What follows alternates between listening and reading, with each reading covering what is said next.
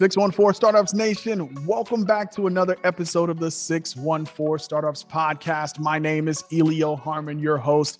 And man, I went and found an OG, all right, a big OG in the Columbus startup community. That's none other than my guy, Dan Rockwell of Big Kitty Labs. Dan, welcome to the show. Great to be here, man. It's finally overdue, man. This is like 614 Startups. Man, I thought my middle name was Startups. What happened in Columbus? No, I'm kidding. It's all good. It's good to be here. Yeah, it's good to have you. It's one of those things where it's too obvious, so you overlook it, right? Like Dan Rockwell as a guest on a Columbus startup podcast is just too obvious. Maybe that's why it took so long. So it's great to have you. For folks who don't know you, you know, that might be the rare person who might be new to the community, right? Let's do a bit of background, personal and professional, to kick off this conversation. All right, personal. The youngest is 6. My folks moved to Columbus, Ohio from California. My father was a professor at Ohio State for about 50 years, like 45, 50 years in college engineering. So I got 4 brothers and 1 sister. So it's pretty insane. It's great. I'm the youngest. I don't know. I high school, you know, I went to Bishop Larson High School, you know, good times, Catholic boy, St. Andrews, you know, grade school. And then I didn't really know what I wanted to do in terms of college. And my folks decided, maybe because they didn't want me to move away or whatnot, they said, oh, just do whatever. You're fine. You'll figure things out. Go when you want to go. And I had a phobia about, basically, I know my folks saved money for my college, you know, and I had a phobia about like not spending it correctly. So I was like, all right, let's just not stop it. I was not spend it. And I'll just, basically I told my folks, I'm like, I'm going to go take Life 101, the study of work, you know, and just do it. And so I did that. And I happened to have a lot of just great moments that seemed to line up and create an interesting future for me, which kind of unfolded. I used to sell video games at a store here in town called Computer Success. It used to be right next to Micro Center. I've got to know a lot of the early, you know, hardcore geeks in the Atari and Amiga scene and console scene. One of the first things I ever did is I got into Japanese console games long before they ever came stateside. And back in the day, you could modify the cartridges and sell them in the US and make obscene margin. And I did that once. I borrowed some money from my manager at the computer store, and I did a bet on some Japanese Batman games that was going to come out on the Sega Mega Drive, which you could just modify the cartridge and put in the US systems. And I remember we were selling those to, you know, gaming lawyers that, you know, work downtown. We used to have a lawyer come in from downtown, and he would buy every high-end game system he could find, you know. And he was great. He was a big fan of mine and encouraged me in the store to import more Japanese games, and I started to do that. I built a whole department, and then I started cross merchandising the Japanese games with the animation, which I was a big fan of, Japanese anime. And then that over time actually got me a job in Texas to work in Japanese animation, which I'm sure a lot of people probably like, what? Dan did what? Yeah, I did. I worked in Japanese animation. I did a lot of things. I've created trailers, anime trailers. I have probably about 24 anime trailers to my name of shows, things like Neon Genesis, Evangelion, or Battle Angel, Alita, stuff like that. Things that we know of, but we wouldn't have known maybe the origin stories of how those shows ever came to the US and how they ever got really popularized in the first place. So I was a part of that, which is probably like my first sort of startup. Between that, I got into sort of broadcast video gear. I was really big into Avid editing systems, and I used to sell a thing called the video toaster, which is, if anyone knows post-production technology or lore, you know, the video toaster was showing people how to, you know, it was disruption in the 80s, late 80s. You could get a video toaster system for $11,000, which was a lot of money in, say, 89, but it was a drop in a well compared to the $385,000 you needed for an Avid, right? So it was fun sort of being on the edge of disruption as early as possible and sort of seeing that effect. And then from working in Japanese animation, I thought that I could do B movies. I thought I would go to Hollywood and serve coffee for people and try to get into film. So I went out to Portland, Oregon, and did my own training kind of thing. I went to like a B movie film camp and worked on a B movie. Worked on the trailer for that and the edit. That was my first time doing live action video production and editing, and really enjoyed it. And I remember they told me, like, you already know how to edit. Why did you come here? I was like, I want the official. Like, sometimes when you learn things on your own, you want to go and like get the professor to be like, yeah, you're legit. You know what I mean? So I was looking for that legitness, not really knowing that maybe I was always legit. I just didn't realize it. You know what I mean? In terms of just how my own pursuit of things, I guess. So that got me, that didn't work out. That was 2000 when we had sort of an initial crash in the economy right around 2000. And I decided to pivot from that into more technology. And I was doing, real basic website kind of stuff in net objects, which if anyone remembers that thing is a horrible piece of software back in the day. And then I started working for my brother at Lexington. My brother Chris at Lexington runs a really great design company here in Central Ohio, probably one of the more premier design companies in the world, really, in the space of understanding user research and design research. And working for family is fun. It's not as easy as you might think. You get a lot of tough love from your brothers, and Chris always provided a gauntlet of opportunity and ample work. And through Lexington, I got to go to places like Tokyo and Beijing to do research on medical devices. I got to travel the world. It was just a great time. I worked there for about 11 years, which was a lot, probably the longest time I spent anywhere. And I ended up learning a lot about user research and users doing research. And I was sort of obsessed with building tools for them. I always thought there was a better way to do things. And so that's where I started getting into sort of, I guess, my love of prototyping, which ultimately led me to, Big Kitty and so forth. When I was at Lexington, I sort of started Big Kitty in 2008 with my partner Tushar Kulkarni, the first startup weekend that came to Columbus.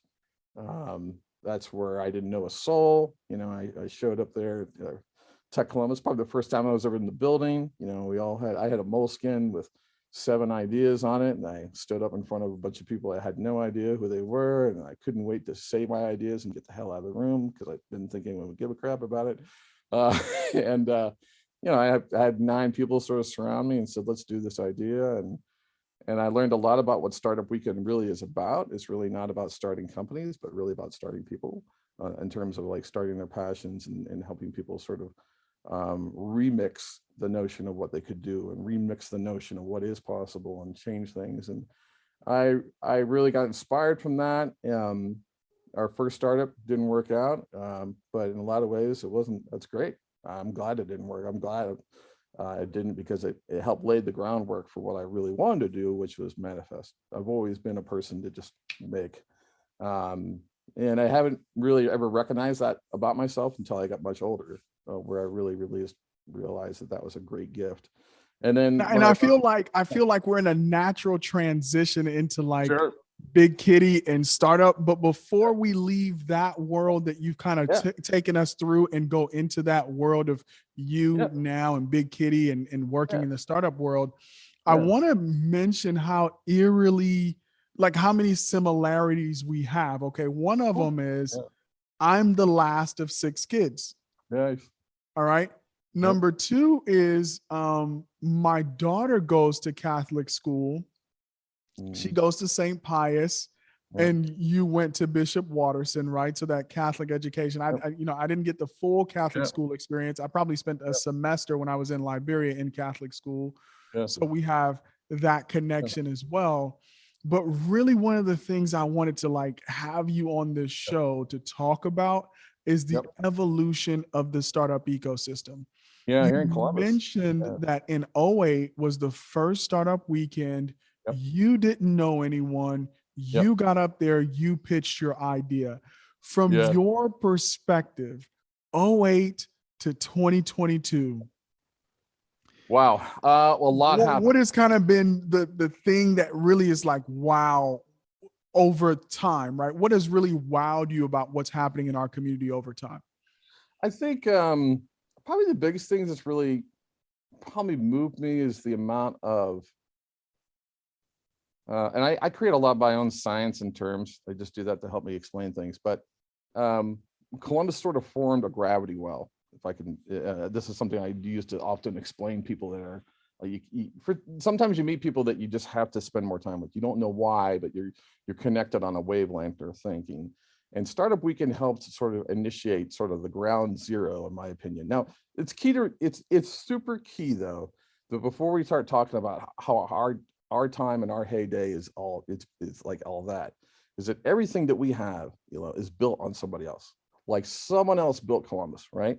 Someone took it from the freaking dirt to where we had it, and then we took it further. So, that's just really key, because too often we get, we all get sucked in about, oh, how we matter. No, man, it's the person who decided, let's settle here in the first place, right? Like those are the people that really, you need to remember that, because I feel like the more you're driven with sort of wild delusion and passion for what is possible, and the more you actually understand where the state of technology is and see the merge between those two things, and you stay humble and sort of like, you think about it and giving back along the way. Like, I don't think of myself as like a traditional give back person.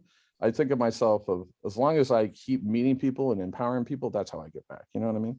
But I felt like in 2008, the EMP went off essentially in Columbus, in my opinion, and things started to change.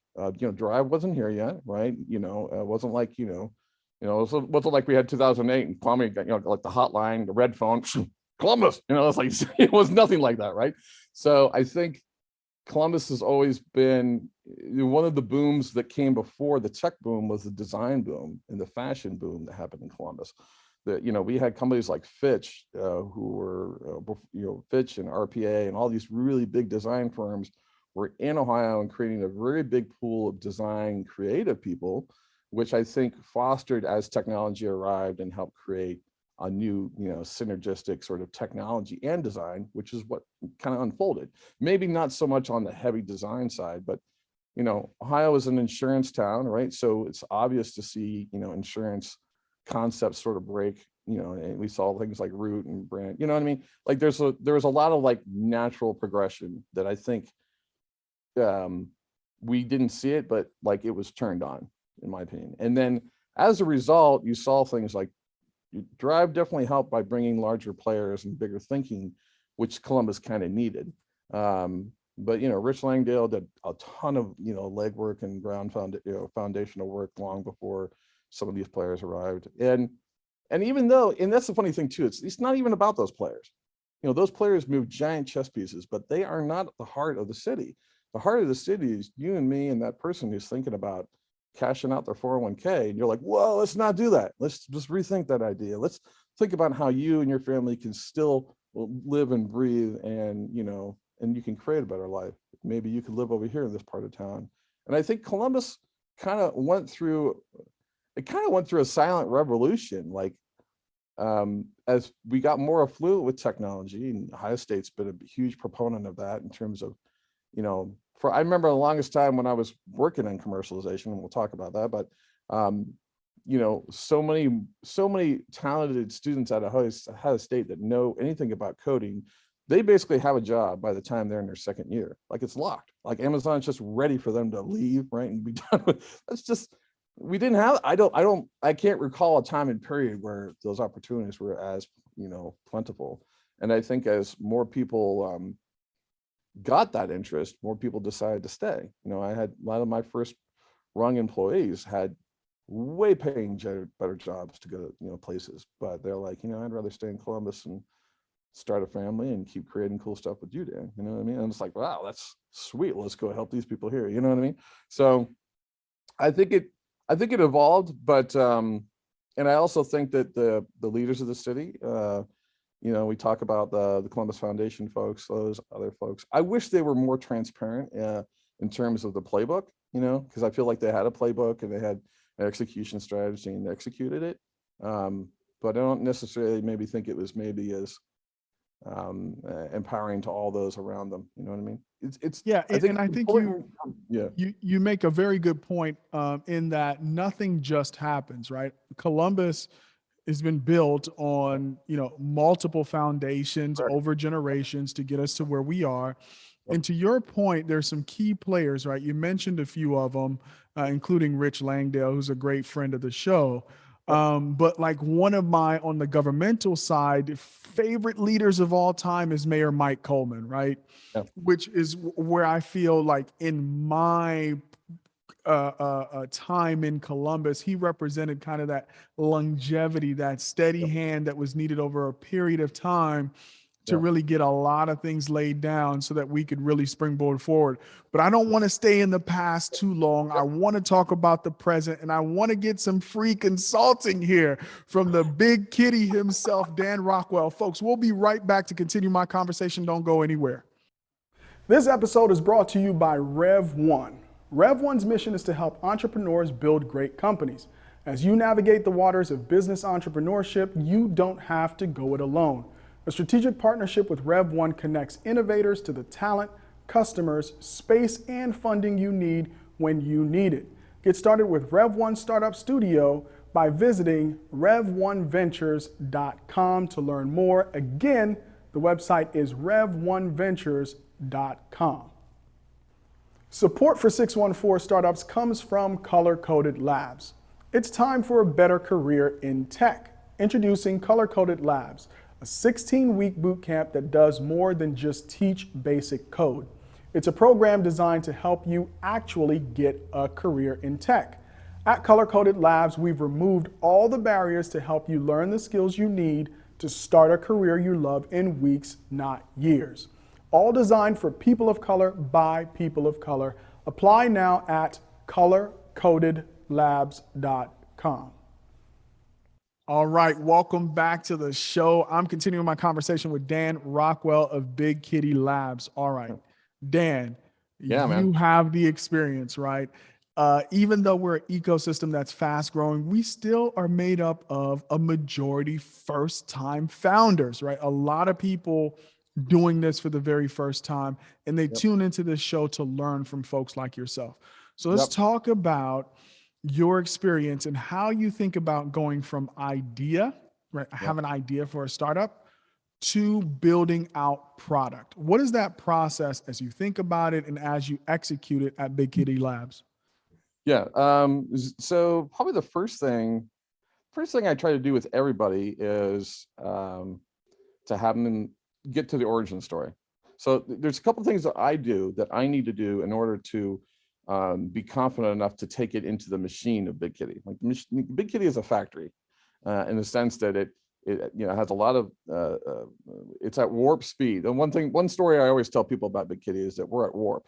So as long as we're at warp, we're okay with doing other things that are at warp. What we don't like to do at warp speed is drop out of warp speed and try to figure things out and then get back into warp speed. And if you do that back and forth, you lose the rhythm of movement and momentum, which is super key to everything. My whole fabric is about momentum in terms of things. And momentum is really all momentum is a series of decisions or choices that you've made, and that you're actually making the manifestation of the things happen. Like you're starting to see, there was fog on the street, but now you're like, oh, there's actually a turn coming up, and then there's this, and X and Y. So for me, getting people to walk their idea back to the original origin story, that's super key, because what happens a lot of times is there's an origin story of why, and then people add all the justification as to why that story should stay alive for all time. When a lot of times, Give me an example of an origin story. What is the essence, right? Can you give me an example of a good origin story? Well, I mean, like for example, like right now, the whole notion of DeFi, decentralized finance, this notion of control your finance and whatnot. That's because we've been in a world where the bank has had our money for years and has never maybe done the amount of empowerment or changes or new thinking it should do with like this thing that you give it every day. Like every day you give it your money and they don't do anything with it, right? Other than maybe they show you a little percent back, but they're not doing the disruptive innovation change that you feel you should have here in the year 2022, right? So a lot of times ideas are coming because the person is in a future state. They're seeing everything around them being enabled, and then they're going and evaluating their life and the workflows that they're in, and they're seeing this one thing that doesn't seem to belong in this universe anymore, and so they want to change it. I want to change, for example, how like if I was doing dog detailing. Oh yeah, you used to just wash a dog with a garden hose. No, I want to make it a tailored experience. Why? Because I think people like me, I do a tailored experience, and I noticed other people talk to me about that tailored experience, and then they want my experience. So I did a couple customers like as a lifestyle play, but then I started to see maybe if I did this in a bigger stage, made a mobile app, and then I had a platform, and then I could onboard franchises, and then what I mean. You start empire building in your head before you realize, one, how much of the actual business ecosystem of dog detailing or dog grooming do you really know about? One, who are the competitors in the space? And it's not to say who's doing like, oh, I'm afraid of competition. You want to know the space. You need to know the ecosystem. You need to know why things got the way they are, so you can better understand the potential human behaviors that may be actually already existing that are actually going to push your innovation away long before. Sometimes you can come up with all kinds of innovation, but nothing sticks. That's weird, right? All right. So let me turn this back on you now. Yep. What is the origin story of Big Kitty Labs? What did you see out there that made you want to do what you do? Origin story for Big Kitty Labs for me starts in 2006, probably 2005. It's when I first started building software for Lexington, observing. It actually was, we were doing focus groups, and I noticed people taking notes in Excel. And we had to do, one of the first things we had to do is we had to edit a highlights reel. So you would watch a meeting go down, you take notes, but then you want to go back and make a highlights reel of all the good quotes that someone said. So you could give it to a client for like a top line. Here are all the things they said about a product when we were product testing or whatnot. But that's a laborious process if you have to go back to the notes and get the time code and everything. Why not take notes and time code at the same time, and then be able to spit out a really quick edit list to edit a video, and then you could edit a video really quick, and you could collapse something that would take you maybe 12 hours down to 4 hours. That was the first genesis in my mind of what I love to do, which was that realization that the acceleration was there, the realization that it could be made, and then the realization I could find someone to do it. And when I put all those pieces together, what I did was I was able to manifest that future and build that product, and then actually implement it, and then watch it get traction and usage. And so from there, I started, that was my first point where I became the conductor between a software developer and a client. And that's the heart of a consultancy for the most part on how I work, is I don't code, but I know enough about what the technology can do and what the developer could do and what the client wants. And I navigate that space. And when I took that to, when I went to Startup Weekend, I didn't intend to build a startup. I went there to have an experience. And I met a lot of people, and it was like a rapid accelerator of learning about people you either like or don't like, right? You learn a lot of things really quick. And I love that, because pressure and circumstance and situation and context in something that's moving, things are going to break, but you have to stay with the mission. You know what I mean? And so it's just, that helped a lot when I got into it. And then starting Big Kitty was because the first startup did everything I didn't want it to do, which was like, it played the game of business. It played well, we have a business, we should get business cards, let's get a car. And I don't blame any of those people at the time. It's just that it wasn't my notion of business, and I didn't know what my notion of business was, because it was the first time I ever did it, right? So Big Kitty happened because Tushar, my partner, was followed me. Like, I left that company and at first, and he's like, well, I'm going to go with you. And then I kind of turned to him and said, well, what do you want to see? And he had a soccer program. He was a product he was building in India, with a friend, and the user experience wasn't great. And so I kind of, again, took that same principle. Here's what's possible with tech. Here's what the coder should be able to do. Here's that foundation. And basically I orchestrate. And that's really my main skill. And Big Kitty is an orchestration company in the sense that we meet with people, we listen to what they say, we see how much funding they potentially have or don't have or what they need. We see, we are so much more in tune now with what makes a good founder. You know what I mean? Like we can meet somebody. Let me ask you this. Yeah. Let's say I have so here's my idea. Mhm. It's not, I just made it up right now, right? Do it. Yeah, I have too many ways of paying. I need a unified way of paying for everything where I have a decision-making process that decides whether I should be paying cash or credit.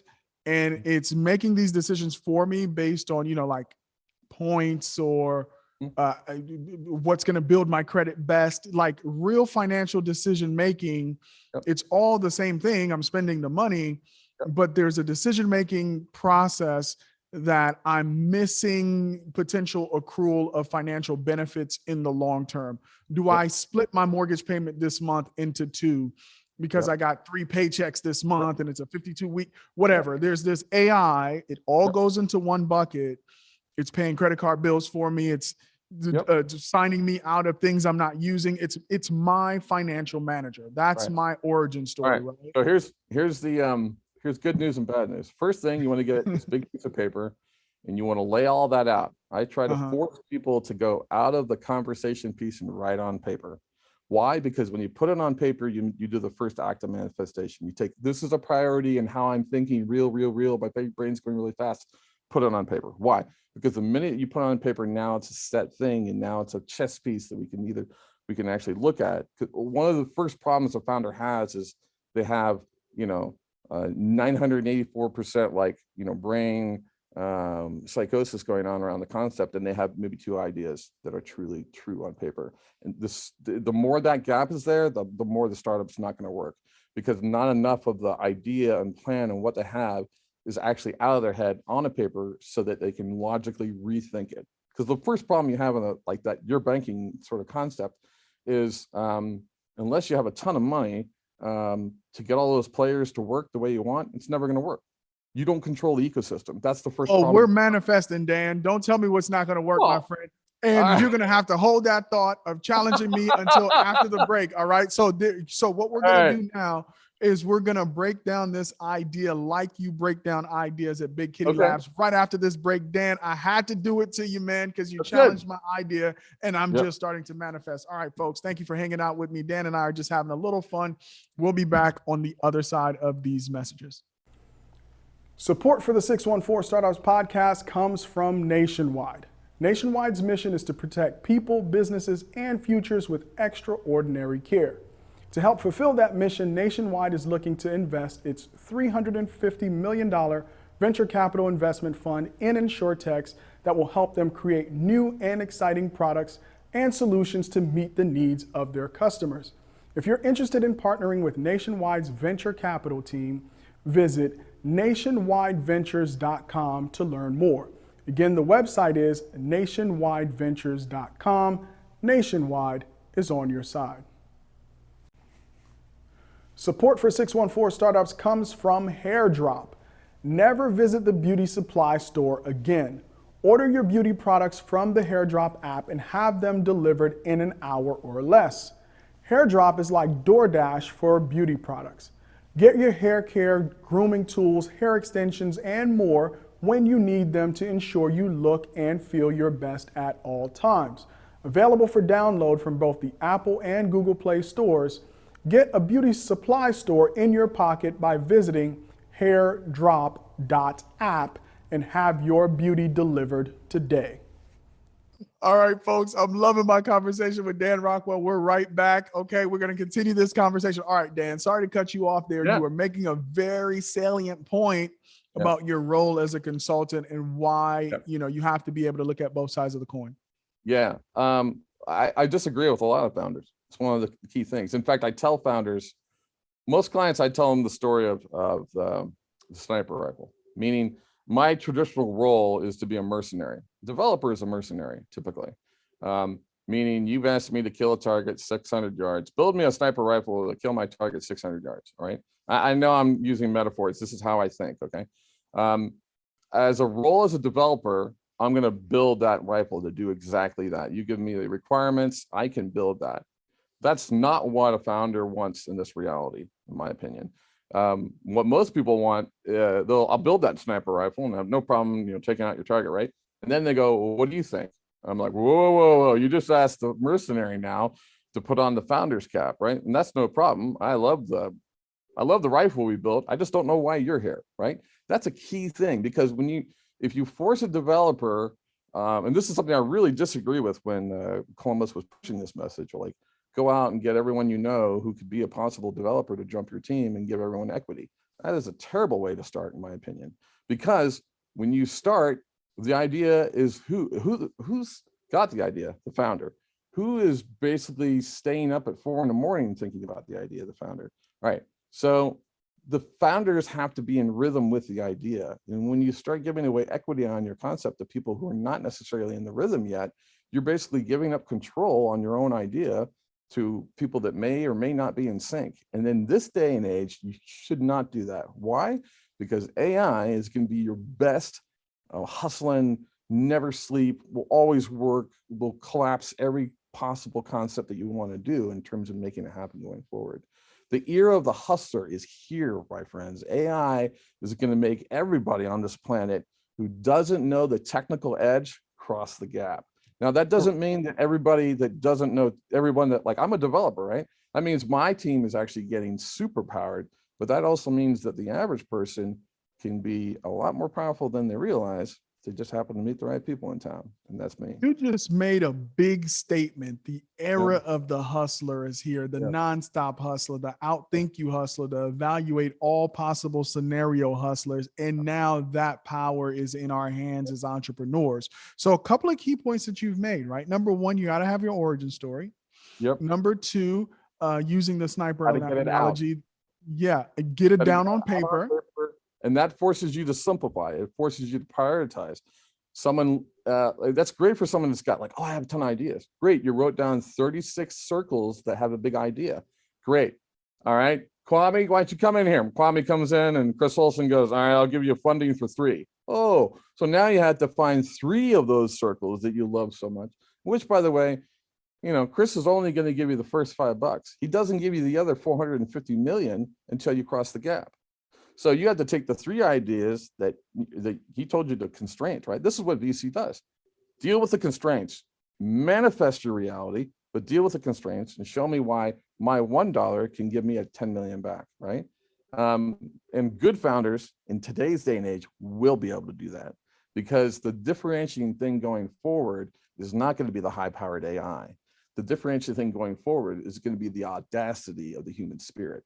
So it's the audacity of the human spirit to say, I want to do this. I want to manifest this kind of change. I will use these tools and technologies to build that future, and I will bring this flock of people with me. That's the future we're headed toward. Let's define AI. What is AI? In my opinion, AI is collapsing execution. Meaning what would normally take you 6 hours, you can do it in 4 seconds. What would normally, that's where the biggest power of AI is. AI is, here's the funny thing, AI is not where we expect it to be. And like, oh, I'm going to go into the doctor and talk to the hologram, Star Trek doctor, and be this fool. It's not going to be there first. It's going to be everywhere where you can't see it.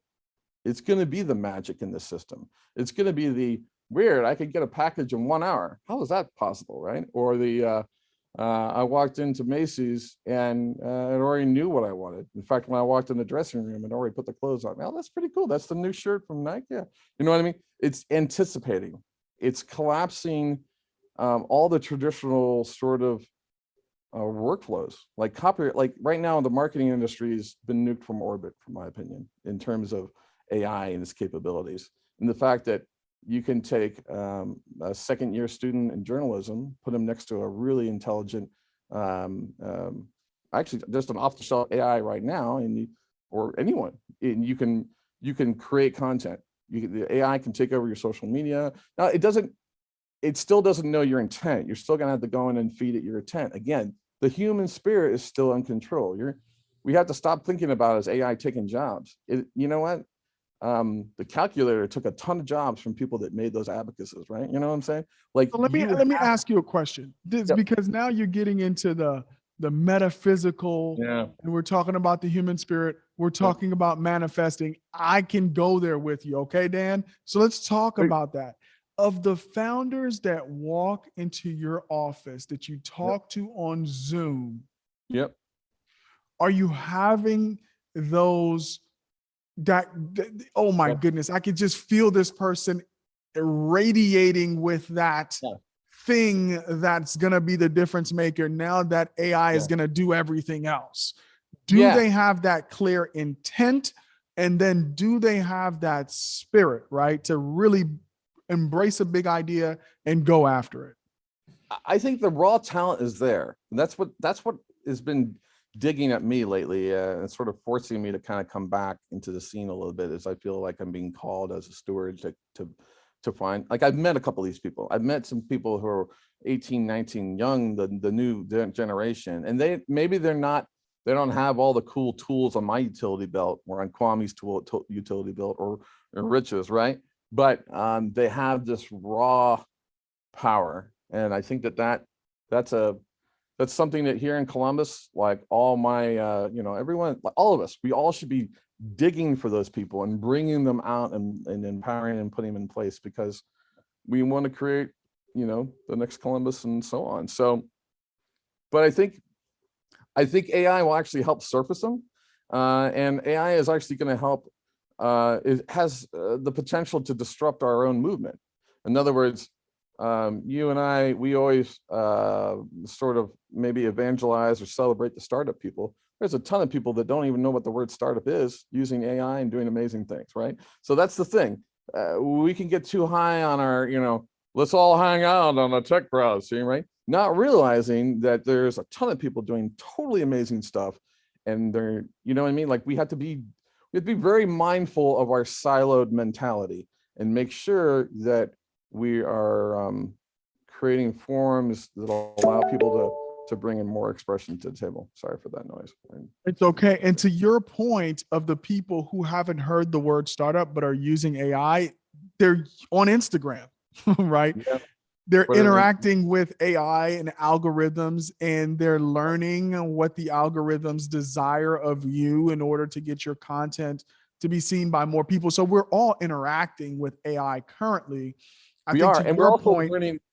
We're also learning like, we don't know where the roles are. I will say that, like, if you said, Dan, of all the AI startups in Ohio, how many of them are doing AI? I don't know. Like, AI right now is a really sexy moniker to put in front of your company. You may just have a bunch of machine learning data sets, and knowing that, if you see enough of this data, you make this decision. You know what I mean? And I don't want to get into that kind of stuff, because that's like me getting into, oh, you're not starting up startup, right? I'm actually starting up. You're just starting. You know what I mean? I don't want to get into that. But the more important thing to think about is, what are the tools? What are the actual things that we could do? What are the use cases? It's AI use case fest. Okay, here's use case one. I think we could use it for copywriting. Yeah, not a problem. Done. Could I use it for, I want to simulate, maybe I want to do storyboarding for a movie in my head. Normally that would cost me 70 grand. Maybe AI can help me do it for $6. Yes. You know what I mean? So, and it's not going to be perfect. You're going to have to do the ebb and the flow, just like when it came out with the internet, when we first got APIs, and there, some of them worked and some of them didn't. That's the kind of thing we're kind of rolling into. And then, of course, with NFTs and cryptocurrencies, it's like a mirror world, right? So that's like the parallel dimension to reality in a lot of ways. And that's going to continue to unfold at pace. Dan, I hate to wrap this conversation, but we do have to wrap. I feel like this is part one of many. And before I wrap, I usually have my one thing, and I'm going to get into that, but I got to give you a big thank you. All right. Thanks. So when you're building a company, there are people early on who believe in what you're doing. Yep. And sometimes that's a pat on the back. Sometimes that's an introduction. And other times that's cold, hard cash. I remember Big Kitty Labs is one of the first checks that we got as a sponsor on this podcast. So I just want to say thank you so much to the team man. at Big Kitty Labs for believing in us. And thank you for being you, man. You dove in this. I remember when you were, knee deep in the pool at COSI, not knowing if this thing would take off or not. And you had the audacity to manifest it. And then your flock came to you, and look where you are. Thank you. Thank you. All right. Now, this is my final thing. Thank you so much for joining me to have this conversation. Everybody plays a role in a community. And I think we may have just found our resident philosopher. We're going to bring Dan back on to talk about these philosophical things, because I think as a society, we are going to get to a point where the most important things won't be our physical labor, and in some instances, our brain power. It will be about things that transcend that, and maybe that's going to be the difference maker for the entrepreneurs that change the world for the next 80 years. 614 Startups Nation, thank you for joining us on another show. My name is Elio Harmon. My guest was Dan Rockwell. And thank you for hanging out with us. We look forward to seeing you back soon. Awesome. Thanks, Elio.